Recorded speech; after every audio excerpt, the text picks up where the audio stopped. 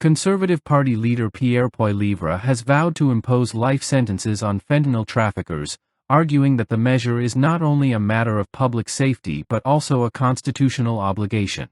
Citing Section 7 of the Canadian Charter of Rights and Freedoms, which guarantees the right to life, liberty, and security of the person, Poilievre contends that his proposal is necessary to uphold the rights of Canadians victimized by the opioid crisis.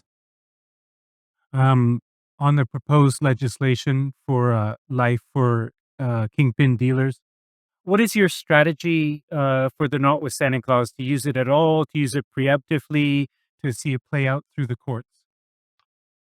What I am proposing today is not only allowed under the Charter, it is required by the Charter.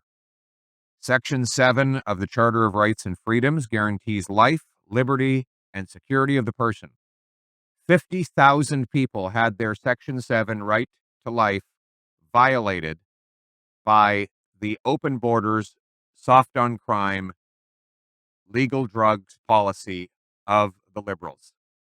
I will protect the charter rights of Canadians and their right to life, liberty, and the security of the person by locking up the mass murderers that bring these drugs in. This penalty that I propose is proportionate to the crime. If you kill dozens of people, you should go away for life. And that is what we will do. I will lock up these fentanyl murderers and we will throw away the key. And I will do it not just to save lives, but to uphold the Charter of Rights and Freedoms. En français. But would you use 33 to insulate the law so it doesn't get bat down in court? Oh, it won't. No, well, because the judges are going to be obliged to by Section 7. It's clear that people have the right to life, liberty, and security of the person. So what I'm proposing is necessary to uphold the Charter of Rights and Freedoms. And you do not have the right to go out and kill 20 or 30 people by spreading poison in the community. That is not a charter right. So the Liberals believe that mass fentanyl murderers who have taken 50,000 lives have the right to go free on the streets. That is how they interpret the Charter. Here's how I interpret the Charter. That law-abiding people have the right to expect that their children will not die in back alleys. That's the charter right I will uphold. Next question. 50,000 people had their Section 7 right to life violated by the open borders, soft on crime, legal drugs policy of the Liberals, Poilievre declared in a press conference. I will protect the charter rights of Canadians by locking up the mass murderers that bring these drugs in.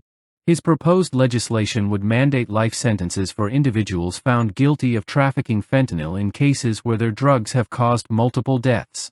He dismissed concerns that such a policy might face constitutional challenges, insisting that it aligns with the Charter's protections. It won't be struck down, because judges are going to be obliged by Section 7, Poilievre argued when pressed about potential legal hurdles.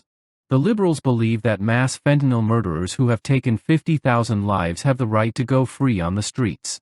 Here's how I interpret the Charter. That law-abiding people have the right to expect that their children will not die in back alleys.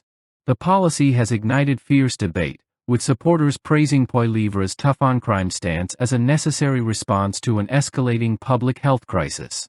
Advocates argue that harsh penalties are essential to deterring traffickers and protecting vulnerable communities.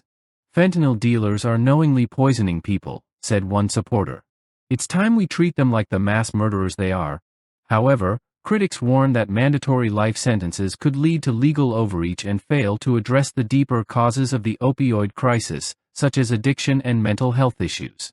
Legal experts also question whether the courts will interpret Poilievre's policy as a legitimate use of the Charter's provisions or as an excessive punitive measure.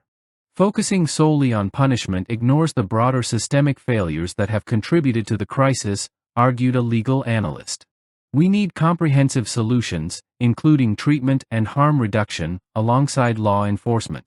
The proposed legislation underscores the broader divide in Canadian politics over crime, punishment, and public health. While Poilievre presents his policy as a necessary crackdown on traffickers, opponents argue that it risks oversimplifying a complex issue.